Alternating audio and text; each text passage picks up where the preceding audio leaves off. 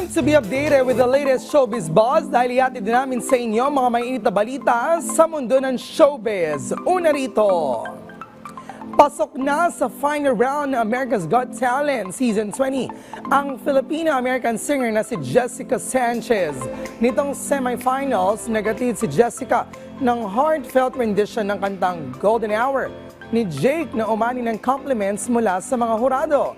Kabilang narito si Simon Cowell na nagsabing tamang pagpili niya ng kanta at dinescribe pa as a moment performance. Sa Instagram post si Jessica, ibinahagi niyang nasa third trimester na siya na kanyang pregnancy journey. Quote-unquote, "Today I officially stepped into my 9th month of pregnancy. My heart is overflowing with gratitude for all the love and kind words that have been pouring in." Matatandaan ang comeback si Jessica sa AGT stage last July kung saan kinanta niya ang Beautiful Things si Benson Boone at nakatanggap ng Golden Buzzer mula kay Sofia Vergara. Samantala, matapos ang 4 na taon, tuluyan nang naghiwalay sina Julia Barreto at Gerald Anderson. Ayon sa opisyal na payag ng kanilang management, mutual decision ang naging paghiwalay ng dalawa.